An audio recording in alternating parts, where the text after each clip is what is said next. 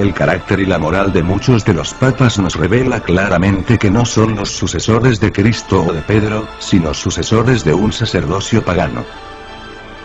Muchos de los papas eran tan depravados en sus acciones, que los que no profesaban ninguna religión, se avergonzaban de ellos. Pecados tales como el adulterio, la sodomía, violación, asesinato y borracheras, han sido cometidos por muchos papas a través de la historia.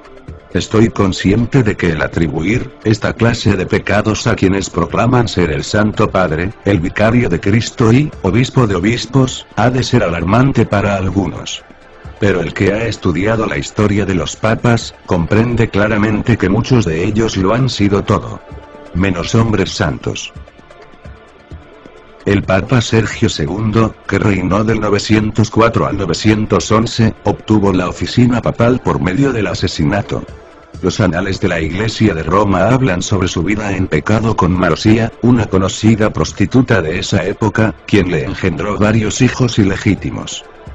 Este papa fue descrito por Baronio, y otros escritores eclesiásticos como un monstruo. Y por Gregorio como un criminal aterrorizante. Dice un historiador. Por espacio de 7 años este hombre ocupó la silla de San Pedro mientras que su concubina, imitando a Semíramis madre, reinaba en la corte con tanta pompa y lujuria, que traía a la mente los peores días del viejo imperio romano. Refiriéndose a otra, dice. Esta mujer, de nombre Teodora, junto con Marosía, la prostituta del Papa, llenaron la silla papal con sus hijos bastardos y convirtieron su palacio en un laberinto de ladrones. Y así comenzando con el reino del Papa Sergio, vino el período 904 a 963, conocido como el reinado papal de los fornicarios.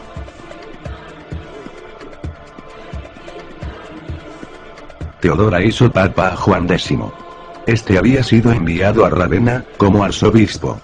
Pero para satisfacer sus deseos carnales, lo hizo volver a Roma y lo hizo nombrar papa. Su reinado tuvo un fin súbito cuando Marosía lo asesinó. Marosía quería deshacerse de Juan X para, de esta manera, poder llevar a León IV al oficio papal. Su reinado fue muy breve. Pues este también fue asesinado por Marosía cuando ésta se enteró de que León IV había tenido relaciones con una mujer más descarada que ella. Poco después llevó a su propio hijo ilegítimo que había tenido con Sergio III, al trono papal. El muchacho era todavía un adolescente. Tomó el nombre de Juan X. Pero durante un altercado con los enemigos de su madre fue azotado y puesto en prisión en donde lo envenenaron y murió. En el año 955 el nieto de la prostituta, después de varios encuentros sangrientos, pudo tomar posesión del trono pontificio bajo el nombre de Juan X. Este llegó a ser tan corrupto que los cardenales se vieron obligados a hacer cargos contra él. Este rehusó a presentarse para contestar a las acusaciones y en vez de esto, los amenazó con excomulgarlos a todos. Aún así le hallaron culpable de varios crímenes y pecados incluyendo los siguientes. Hizo prender fuego a varios edificios.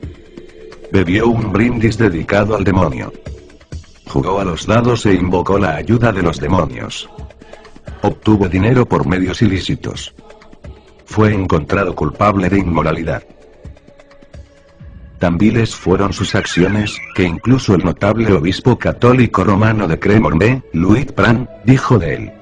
Ninguna mujer honesta se atrevía a salir en público, porque el Papa Juan no tenía respeto a mujeres solteras, casadas o viudas. Puesto que él faltaba al respeto aún a las tumbas de los santos apóstoles, Pedro y Pablo. Levantó la ira del pueblo al convertir el Palacio Laterano en una casa de prostitución pública y fue descrito por el Liber Pontificalis con las siguientes palabras. Pasó toda su vida en adulterio. Finalmente, su vida terminó mientras cometía adulterio ya que el furioso esposo de la mujer lo mató.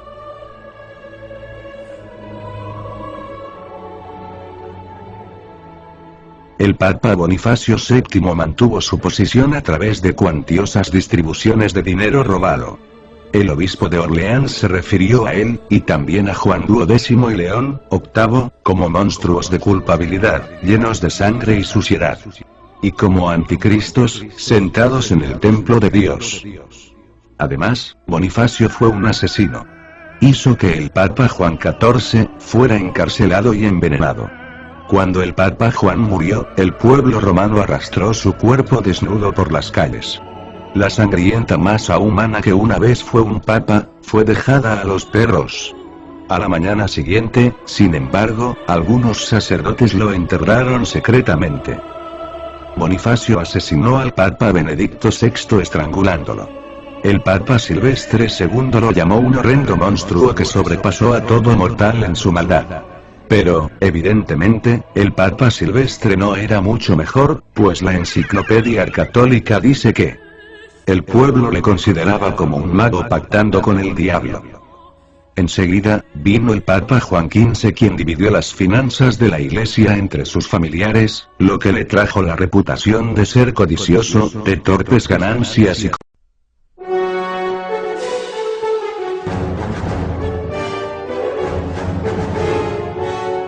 Benedicto VIII compró el oficio de papa por medio de chantaje.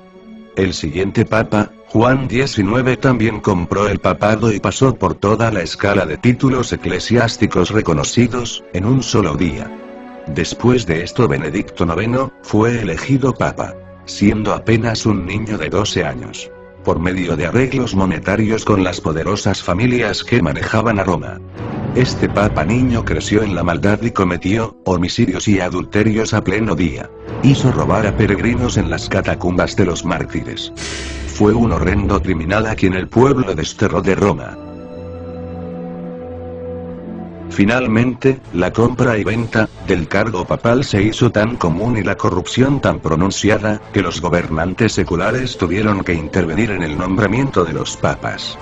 Enrique III, emperador de Alemania, eligió a Clemente II, que era un clérigo alejado de la corte papal porque ningún sacerdote romano pudo ser hallado limpio de corrupción, de simonía y de fornicación, declaró un historiador. Muchos de los papas fueron asesinos. Pero sin duda alguna, Inocencio III sobrepasó a todos sus predecesores en homicidios. Durante su reinado, Inocencio, el cual era todo menos inocente, hizo asesinar a más de 1 millón de supuestos herejes. Él promovió la más infame y diabólica acción en la historia de la humanidad: la Inquisición. Por espacio de más de 500 años, los papas usaron la Inquisición para poder mantener el poder. Solamente Dios sabe el número real de personas que fueron asesinadas al no estar de acuerdo con las enseñanzas de la Iglesia Católica Romana. El Papa Bonifacio VIII, otro de la negra lista medieval, practicó la brujería. Llamó mentiroso e hipócrita a Cristo. Profesó ser ateo. Negó la vida futura y fue un homicida y un pervertido sexual. Oficialmente, dijo lo siguiente: el darse placer a uno mismo, con mujeres o con niños, es tanto pecado como lo es el frotarse las manos. Y, aunque parezca imposible, él fue quien escribió la bula Unam Santum, en la cual declaró oficialmente que la Iglesia Católica es la única y verdadera Iglesia, fuera de la cual nadie puede salvarse. Fue este papa tan inmoral quien declaró oficialmente: nosotros afirmamos y declaramos definitivamente que es necesario para la salvación, que todo ser humano sea sujeto al pontífice de Roma. Fue durante el reinado de este papa, cuando Dante visitó Roma. Describió el Vaticano como el alcantarillado de la corrupción, y puso a Bonifacio, junto con los papas Nicolás III y Clemente V, en las profundidades del infierno. Durante el período de 1305 a 1377, el palacio papal estuvo situado en Aviñón, Francia. Durante esta época, Petrarca declaró que dicho establecimiento papal era un lugar de violación, adulterio y toda clase de fornicación. Y debido a que los papas eran tan inmorales, no debemos sorprendernos de que los sacerdotes no fueran mejor que ellos. Como consecuencia, en muchas parroquias los feligreses insistían en que los sacerdotes tuvieran concubinas, como protección para sus propias familias. Cualquier semejanza con la actualidad no es mera coincidencia. En el concilio de Constanza, 3 papas, y algunas veces 4, se insultaban todas las mañanas, acusándose los unos a los otros de anticristos, demonios, adúlteros, sodomitas, enemigos de Dios y del hombre. Uno de estos papas, Juan XXII, compareció ante el concilio para dar cuenta de su conducta. Fue acusado por 37 testigos, obispos y sacerdotes en su mayoría, de fornicación, adulterio, incesto, sodomía, hurto y homicidio. Y se probó con una legión de testigos que había seducido y violado 300 monjas. Su propia secretaria, Miem, dijo que en Bolonia mantenía un harén donde no menos de 200 muchachas habían sido víctimas de su lujuria. Por todo ello, el concilio lo halló culpable de 54 crímenes de la peor categoría. Le depuso del papado, y, para no verse condenado a lo que se merecía, el indigno papa optó por huir. El registro oficial del Vaticano ofrece, de este hombre esta información sobre su inmoral reinado. Su señoría, Papa Juan, cometió perversidad con la esposa de su hermano. Incesto con santas monjas. Tuvo relaciones sexuales con vírgenes. Adulterio con casadas y toda clase de crímenes sexuales. Entregado completamente a dormir y a otros deseos carnales. Totalmente adverso a la vida y enseñanzas de Cristo. Fue llamado públicamente el diablo encarnado. Para aumentar su fortuna, el Papa Juan puso impuestos a todo, incluyendo la prostitución, el juego y la usura. Se le ha llamado con frecuencia, el más depravado criminal que se haya sentado en el trono papal. Del Papa Pío II se dice que fue el padre de muchos hijos ilegítimos. Hablaba en público sobre los métodos que usaba para seducir a las mujeres. Aconsejaba a los jóvenes y hasta ofrecía instruirlos en métodos de autoindulgencia. Pío fue seguido de Pablo II, quien mantenía una casa llena de concubinas. Su tiara papal estaba tan cuajada de joyas, que sobrepasaba el valor de un palacio. Vino después el Papa Sixto IV. Este tuvo 2 hijos ilegítimos de su manceba, Teresa, a los cuales hizo cardenales. Financió sus guerras vendiendo posiciones eclesiásticas al más alto postor. Y usó el papado para enriquecerse él y sus familiares. Hizo cardenales a 8 de sus sobrinos, aunque algunos de ellos eran aún niños. En cuanto al lujo y extravagancias, rivalizó con los césares.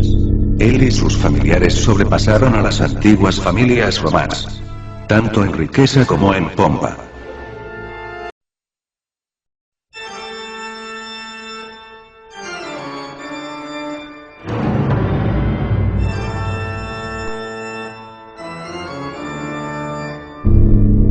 El Papa Inocencio VIII tuvo 16 hijos de varias mujeres.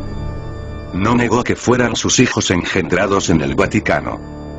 Como muchos otros papas, multiplicó los oficios clericales y los vendió por vastas sumas de dinero. Incluso permitió corridas de toros en la plaza de San Pedro.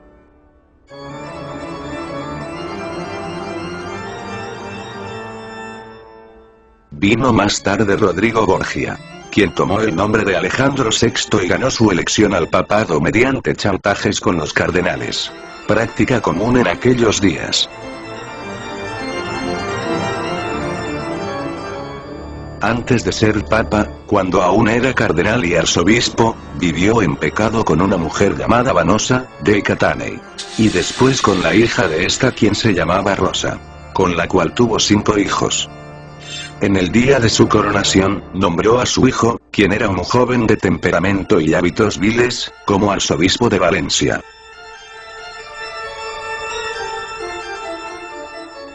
Vivió en incesto público, con sus 2 hermanas y con su propia hija, y era el padre y amante de su hija Lucrecia, de quien se dice tuvo un hijo.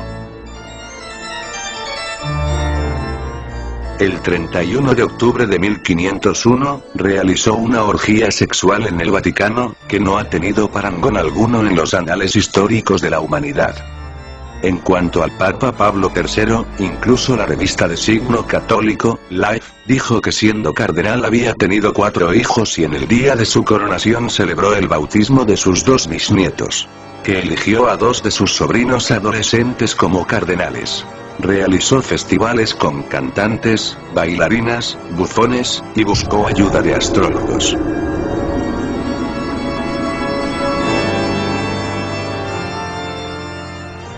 El Papa León X fue elegido para 27 oficios clericales diferentes antes de tener 13 años de edad.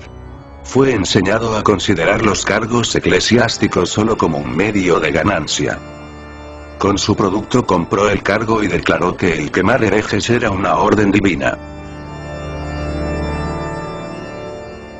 Fue durante esos días que Martín Lutero, siendo aún sacerdote de la Iglesia romana, viajó a Roma.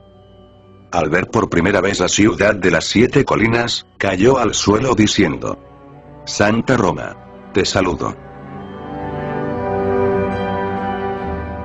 No había pasado mucho tiempo en dicha ciudad, cuando pudo darse cuenta de que Roma era todo, menos una ciudad santa.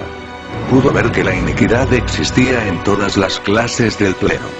Los sacerdotes contaban chistes indecentes y usaban palabras profanas. Incluso en la misa. Lutero describió a los papas de la época como peores en su conducta que los emperadores paganos de la antigua Roma. Y explica que los banquetes de la corte papal eran servidos por 12 mujeres desnudas. Nadie puede imaginarse los pecados tan infames y los actos que son cometidos en Roma. Dijo. Tienen que ser vistos y escuchados para ser creídos. Tanto es así, que se acostumbra a decir: si hay un infierno, Roma está construida sobre él. Un día, durante la visita de Lutero a Roma, vio una estatua en una de las vías públicas que conducen a San Pedro que le llamó la atención. Pues era de una papisa. Y junto con el cetro y la mitra papal, tenía un niño en sus brazos. Era la estatua de la papisa Juana. Estoy sorprendido de cómo los papas permiten que la estatua permanezca allí, dijo Lutero. 40 años más tarde, después de la muerte de Lutero, dicha estatua fue quitada por orden del Papa Sixto V. ¿Quién fue este papa femenino al que la estatua representaba? Se dice que nació en la tierra del Rin, en Ingelheim. Fue aclamada en Mainz, por su sabiduría. Y, más tarde, se disfrazó de hombre para entrar en el célebre monasterio de Furta, entre Frankfurt y Bebra. Se dice que también estudió en Inglaterra y Atenas. Y después recibió la posición de maestra de la Schola Graecorum, de Roma, antiguo colegio de diáconos. Allí ganó tanta influencia como hombre, que fue elegida papa. Sin embargo, después de un pontificado de 2 años, 1 mes, y 4 días, fue descubierta su condición de mujer. Mientras formaba parte de una procesión, dio a luz a un niño y murió. Fue en este sitio donde se erigió la estatua del papa femenino. En tiempos recientes, la historia de la papisa Juana ha sido discutida. Por razones obvias, Roma ha tratado de ocultarlo. Sin embargo, antes de la época de la Reforma, la cual expuso tanto pecado en la Iglesia romana, la historia de Juana la papisa era parte de las crónicas. Y conocida por obispos e incluso por los mismos papas. El Papa Anastasio, por ejemplo, la menciona en su escrito, Historia de los Pontífices Romanos. De hecho, todos los libros de historia de antes de la Reforma mencionan a la papisa Juana, o en texto, o en el margen. Se discute que hasta el siglo XV, los papas tenían que pasar por un examen físico para que el caso de la papisa, el papa femenino, no se volviera a repetir. Obviamente, la idea de un papa femenino rompe la doctrina católica de la sucesión apostólica. Y, por lo tanto, es natural que la Iglesia romana trate de ocultar esta historia.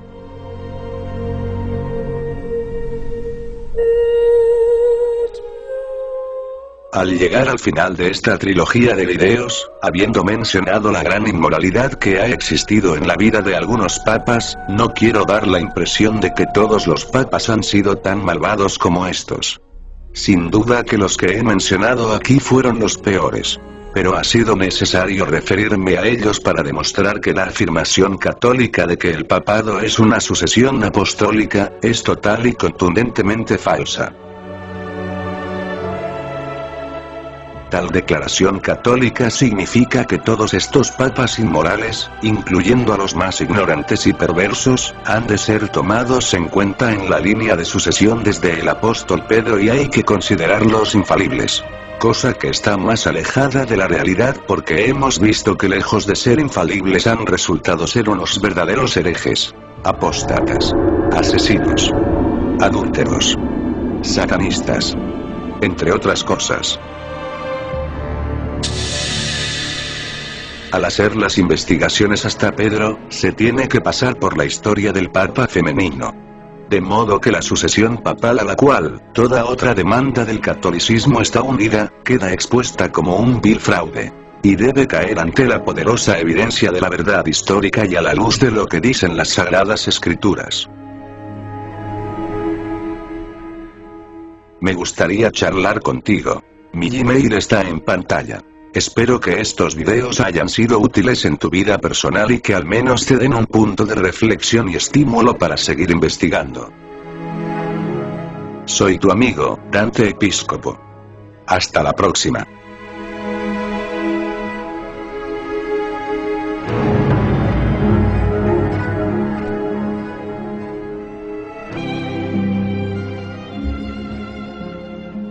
Nimrod, el rey y fundador de Babilonia, no fue solamente su líder político, sino también el líder religioso o rey sacerdote.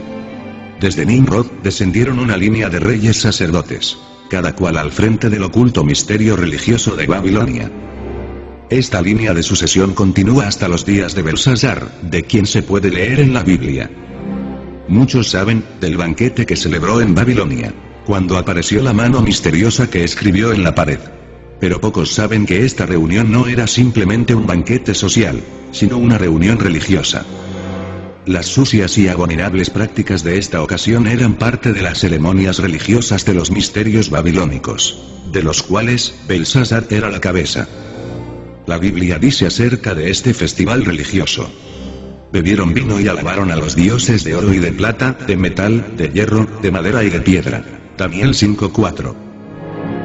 Para colmar la blasfemia de la ocasión, tomaron su vino en los vasos sagrados del Señor, los cuales habían sido tomados de la casa de Dios en Jerusalén. Este hecho de mezclar lo sagrado con lo pagano, trajo el juicio inmediato de Dios. Babilonia fue sentenciada a ser destruida. En el curso del tiempo, la ciudad de Babilonia fue completamente destruida. La vieja ciudad está ahora en ruinas, deshabitada y desolada como le fue profetizado en Jeremías 50:39 y Jeremías 51:62. Hoy día, hay un ferrocarril que va desde Bagdad hasta Basra, el cual pasa cerca de las ruinas. Hay un letrero en inglés y árabe que dice: apeadero de Babilonia. Por allí circulan trenes para recoger pasajeros. Los únicos son, empero, turistas que van a ese lugar a inspeccionar las ruinas. Aunque la ciudad fue destruida, en la actualidad existen aún indicios de la antigua religión babilónica.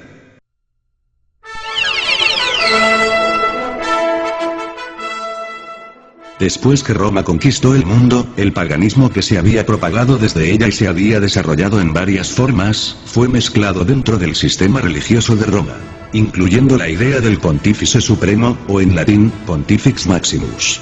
Así, el paganismo babilónico, que había sido ejercido originalmente por Nimrod, fue incorporado a la religión romana bajo el liderazgo de Julio César. Fue en el año 63 a.C. que Julio César fue reconocido oficialmente como el Pontifex Maximus de la religión de los misterios, establecida a la sazón en la ciudad eterna. Como es bien conocido, este título y oficio pasaron a cada uno de los emperadores romanos y tuvo vigencia por espacio de muchos años. Para ilustrar cómo fue usado este título por los Césares, muestro aquí una moneda antigua de Roma perteneciente a César Augusto. del año 27 a.C. a 14 después de Cristo, que muestra su título como el de Pont Max, es decir, Pontifex Maximus, la cabeza de los misterios paganos.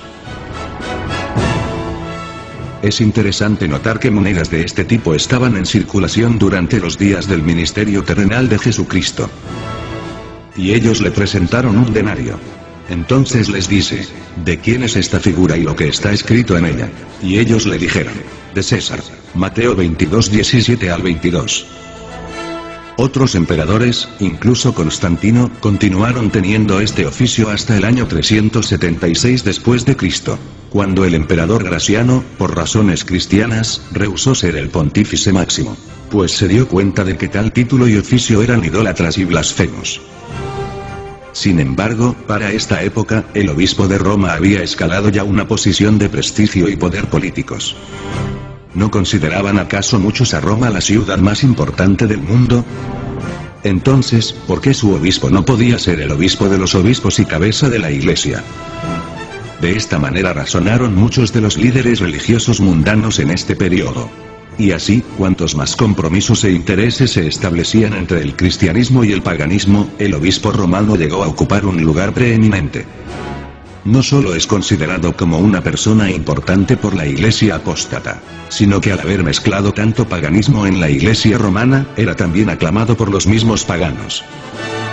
Así, en el año 378 después de Cristo, Dámaso, obispo de Roma, fue elegido pontífice máximo, el alto sacerdote oficial de los misterios babilónicos. Tan ingeniosa fue esta mezcla, esta unión de paganismo con cristiandad, que un hombre fue reconocido por ambos grupos, paganos y cristianos, como la cabeza. Era reconocido por la iglesia como el obispo de obispos, mientras que los paganos lo reconocían como el Pontifex Maximus cuyo oficio ejecutaba realmente. Para esta época, a través de los años, las fuentes del paganismo y cristianismo se juntaron produciendo lo que actualmente es conocido como la Iglesia Católica Romana encabezada por el Supremo Pontífice o Pontifex Maximus, el Papa. Del mismo modo que los césares usaron el título de Pont Max, asimismo han hecho los papas. Este título es hallado con facilidad en todas las inscripciones habidas en el Vaticano. Sobre la entrada de la Catedral de San Pedro. Sobre la estatua de Pedro en la cúpula. Sobre la entrada de la Puerta del Año Santo, la cual se abre solo durante los años de jubileo. Etcétera, etcétera, etcétera. La medalla que adjunto fue impresa por el Papa León X antes de la Reforma e ilustra una de las formas que el título Pont Max, o Pontífice Máximo fue usado por los papas. Comparémosla con la moneda romana anterior. Pero, ¿cómo puede ser un hombre al mismo tiempo cabeza de la Iglesia y cabeza de los misterios paganos como Pontífice Supremo? Bueno, tratando de encubrir esta contradicción, los líderes religiosos católicos buscaron la similitud dentro de las dos religiones. Sabían que si encontraban, aunque fueran pocos, algunos puntos de relación entre ambos lados, podrían convertirlos en uno. Porque para esa época, la mayoría no se preocupaba por la verdad. Su deseo estaba puesto en los números y en el poder político. La verdad era secundaria. Incluso encontraron otra semejanza. El Pontífice Supremo del paganismo llevaba el título caldeo babilónico que ves en pantalla. Es decir, Peter, o intérprete. Intérprete de los misterios. Aquí pues, había una oportunidad para los líderes católicos de esa época de cristianizar, entre comillas, la oficina pagana del Pontifex Maximus. La oficina del obispo de Roma. El Papa de hoy en día. Al asociar la palabra Peter de Pedro el Apóstol, con el gran intérprete de Roma, y aunque no había conexión alguna entre ambos, sí podía dar al oficio pagano una apariencia superficial de cristiandad.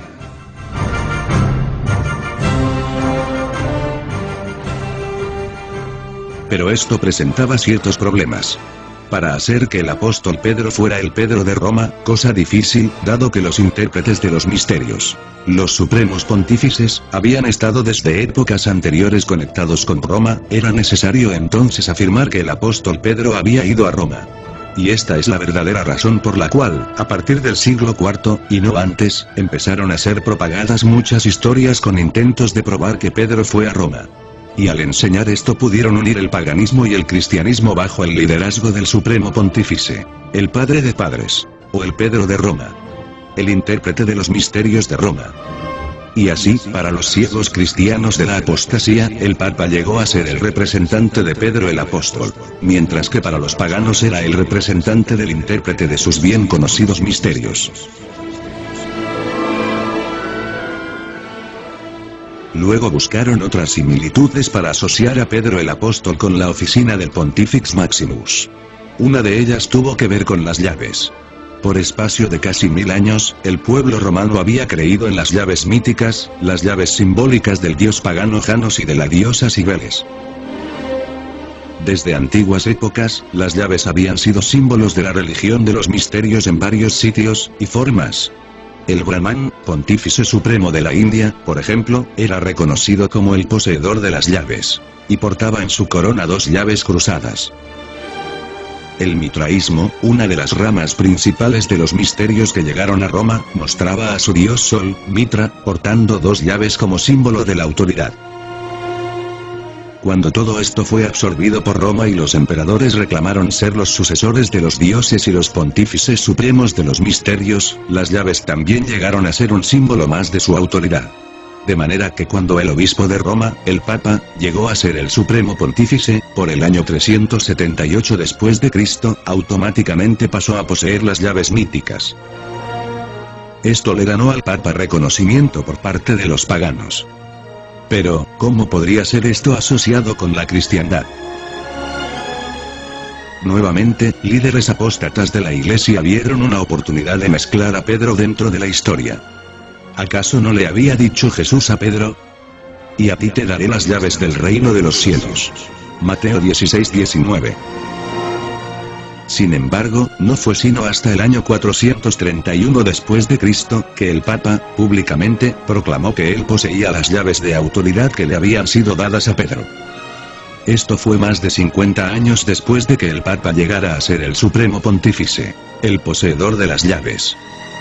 Evidentemente, las llaves que el Papa usa como insignia de su autoridad espiritual, son las llaves míticas del paganismo y no el símbolo original de las llaves que Jesucristo le dio a Pedro. Algunos han forzado lo que dice la Biblia en lo que se refiere a Pedro, recibiendo las llaves del reino, hasta tal punto que ven a Pedro como el portero del cielo que decide quién entra y quién no entra. Esto es muy similar a las ideas del dios pagano Janos, puesto que este era quien guardaba las puertas en la mitología romana. Janos, con llave en mano, aparece en el grabado que ves en pantalla con 2 caras, una de apariencia joven y la otra de viejo, aludiendo al mito de que Nimrod viejo, encarnó en Tamuz joven. Las llaves que dio Jesucristo a Pedro no fueron llaves materiales para una puerta material. La llave fue dada a Pedro y a todos los demás discípulos que el Señor envió a predicar el mensaje del Evangelio. Y a través de esta predicación del Evangelio que les fue dado, podrían los hombres ser salvos y tener entrada en el glorioso reino de Dios. Adelantándonos un poco, es interesante notar que no solo eran las llaves un símbolo de Janos, sino también un ave que se consagraba a él, el gallo. Así como las llaves de Janos fueron adoptadas como símbolo papal y más tarde asociadas con Pedro, también fue usado el gallo en un nuevo intento de armonizar ideas paganas con eventos de la vida de Pedro. ¿Acaso no había cantado el gallo en la noche que Pedro negó al Señor? Juan 18:27. Había pues, aquí otra similitud. Aunque muy vaga, pero incluso esta fue usada para hacer el oficio pagano del Pontifex Maximus, el alto sacerdote de Janos, aparentar semejanza con Pedro. Este título de Supremo Pontífice o Pontifex Maximus, el cual lleva el Papa, obviamente no es cristiano pues fue llevado por los emperadores paganos de Roma antes de la era cristiana. Pero, ¿cuál era el significado de este título? Bueno, como es bien sabido, pontífice viene de las palabras pons, que significa puente, y de facio, que significa hacer. La palabra pontífice quiere decir entonces constructor de puentes. Los reyes sacerdotales o emperadores de los tiempos paganos eran considerados como los constructores y guardianes de los puentes de Roma para proteger la ciudad de invasiones. Como supremos sacerdotes de la religión romana en esos días paganos, el título en su significado original tenía un simbolismo religioso. Cada uno de estos reyes sacerdotes reclamaba ser el puente o conexión entre esta vida y la venidera. Entonces, evidentemente, el título pontífice no tenía nada que ver con el verdadero cristianismo. Era simplemente el título de los reyes sacerdotes paganos. Aún así, los papas continúan llevando este título hasta el día de hoy. Este simple hecho nos demuestra cuánta influencia tuvo el paganismo en la Iglesia de Roma. La rama de los misterios babilónicos que llegó a Roma por vía de Persia era conocida como mitraísmo. Su influencia creció en Roma hasta que llegó a ser, en una época, casi la única fe del imperio. En esta rama de los misterios, el líder del sacerdocio era llamado, el pater patrum. Es decir, el padre de los padres. Adoptando este título, la cabeza del catolicismo romano es el Papa, el padre de los padres. El padre o líder de los misterios anterior a la era cristiana tenía su posición en Roma y asimismo el padre o líder de la Iglesia católica, tiene su centro en Roma. Además de esta evidencia, hay muchas más pruebas de que el Papa no es el sucesor del apóstol Pedro, sino el sucesor de la línea de sumos sacerdotes del paganismo que tuvo su origen en Babilonia. Los costosos y altamente decorados vestidos que usan los papas, demuestran que el oficio de papa es de origen pagano, pues estas vestiduras eran copiadas de las que lucían los emperadores romanos y no de los apóstoles. Los historiadores no han permitido que este hecho continúe sin ser notado, pues verdaderamente su testimonio es, que las vestiduras del clero eran, testimonio de la Roma pagana. La tiara que usan los papas, aunque decorada en formas diferentes y de diferentes edades, es idéntica en su forma a la usada por los dioses, que se muestran en las viejas tablas paganas de Asiria. La mitra usada por los papas y algunas veces por los cardenales y obispos tiene aún un origen más interesante. Un origen que nos provee de otra clave para revelar la identidad de la Babilonia de hoy, y el verdadero origen del oficio papal. En el famoso cuadro de Rubens podemos ver la ilustración de Teodosio y Ambrosio del siglo IV.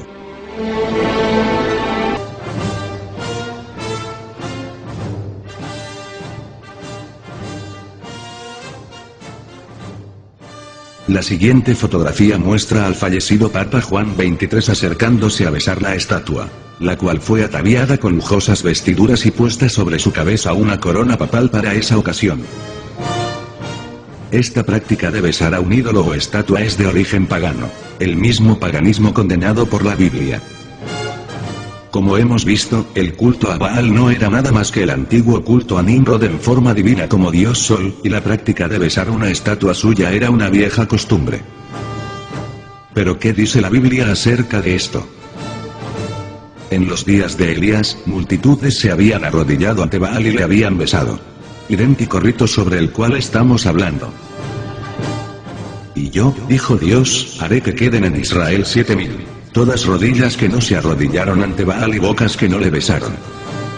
Primer libro de Reyes capítulo 19 verso 18. Arrodillarse y besar a un ídolo era parte del culto a Baal. En una de sus formas misteriosas, Nimrod, encarnado en el joven Tamuz, era representado como un becerro. Y así, en el Antiguo Testamento, cuando el pueblo de Dios fue tras otros dioses, se hicieron estatuas de becerros. Las adoraron y las besaron. Y ahora añadieron a su pecado y de su plata se han hecho según su entendimiento, estatuas de fundición, ídolos. Toda obra de artífice acerca de las cuales dicen a los hombres que sacrifican, que besen los becerros. Libro de Oseas capítulo 13, versos del 1 al 3. De modo que no debemos pensar que es extraño que junto con otras prácticas que fueron incorporadas dentro del catolicismo, el besar un ídolo ha venido a ser también parte del sistema. Pero para aquellos que comprenden el misterio, ya no lo es más, sino que se hace obvio que la misma estatua que era adorada en la Roma pagana como Júpiter, el cual era el nombre romano a la forma de Tamuz, se encuentra hoy en día posando como San Pedro. Y el mismo rito pagano de besar y adorar al ídolo continúa hoy día. Y no debemos maravillarnos de que el Papa sea besado también en un acto sumiso. Pues realmente él es representante no de Cristo ni de Pedro, sino de la religión babilónica. Como un dato extra, hay que decir que cuando el emperador León, en el año 628 después de Cristo, publicó un edicto contra el uso de pinturas o estatuas religiosas en el culto, la estatua de Júpiter, llamada hoy en día de San Pedro, fue objeto de acusación especial, como se puede ver en la carta que el Papa Gregorio le escribió al emperador León. Así como los ritos de besar un ídolo fueron adoptados del paganismo, en la religión católica romana lo fue la costumbre de llevar en andas a las imágenes en procesiones religiosas que son puramente paganas en su origen, y forman parte importante de las ceremonias católicas. En el siglo VI a.C., una imagen de la diosa Istar, el cual es otro nombre para la reina Semíramis babilónica, fue llevada en andas con gran pompa y ceremonia desde Babilonia hasta Egipto. Esta práctica de procesiones de ídolos era parte de los ritos en Grecia, Egipto, Etiopía, México, y muchas otras naciones paganas de los antiguos tiempos. ¿Pero qué dice la Biblia acerca de esta práctica? La Biblia nos indica la pérdida de tiempo de aquellos que piensan que algo bueno puede venir de los ídolos, objetos tan faltos de poder que tienen que ser cargados. El profeta Isaías, refiriéndose directamente a los ídolos dioses de Babilonia, dijo así: sacan oro del talego y pesan plata con balanzas, alquilan un platero para hacer un dios de ellos. Y humillándose, le adoran. Se lo echan sobre los hombros, lo llevan y lo sientan en su lugar, y allí se está y no se mueve de su sitio. Le dan voces y tampoco responde, ni los libra de la tribulación. Isaías capítulo 46, versos 6 y 7. No solamente han continuado estas procesiones en la Iglesia Católica Romana en las cuales se lleva en andas a los ídolos, sino que el Papa, de igual forma, es llevado en andas. Y de la misma manera que la Biblia dice que los paganos usaban su oro y plata en sus dioses, asimismo se usan todas estas riquezas con el Papa. Y así como los ídolos eran cargados en procesiones en las que el pueblo se postraba y adoraba, hoy, el pueblo católico se postra ante el Papa cuando pasa sentado sobre su trono, que, como ya hemos dicho, es llevado en andas. Hay hombres que cargan al Papa, el Dios del catolicismo, sobre sus hombros en procesiones religiosas. Estas procesiones no solo son condenadas por la Biblia, sino que son una continuación del viejo paganismo. Hace más de 3000 años, esta misma práctica era conocida en Egipto y formaba parte de sus ritos paganos. La ilustración muestra cómo el antiguo rey sacerdote de Egipto era cargado a través de devotas multitudes, portado por 12 hombres. Una comparación de la procesión papal de hoy en día y la procesión pagana de hace más de 3000 años, muestran que una es copia de la otra. Noten también en la corte del rey sacerdote de Egipto el uso del fabel, un gran abanico hecho de plumas. Este más tarde vino a ser conocido como el abanico místico de Bacchus. Así como este abanico estaba en la procesión del rey sacerdote pagano, estos abanicos son traídos con el Papa en varias ocasiones. Como dice la Enciclopedia Británica. En el caso de ceremonias solemnes, es cargado en la sede. Una silla portátil de terciopelo rojo con un alto respaldo y escoltada por 2 fabeli de plumas. El hecho de que estos abanicos se originaron en el paganismo egipcio, es claro y admitido incluso por escritores católicos. Podemos ver entonces cómo la práctica pagana de las procesiones, de la cual el punto principal es el rey sacerdote llevado en andas y acompañado de los abanicos místicos, ha continuado hasta el presente en la moderna Babilonia, la Iglesia Católica Romana.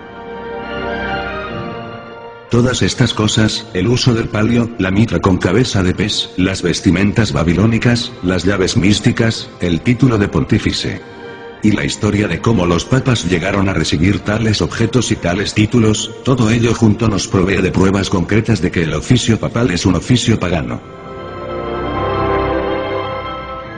Añadiendo el hecho, de que Cristo nunca estableció este oficio en su iglesia, nos da a entender claramente que el Papa no es el vicario de Cristo o el sucesor del apóstol Pedro. Soy tu amigo, Dante Episcopo. Hasta la próxima.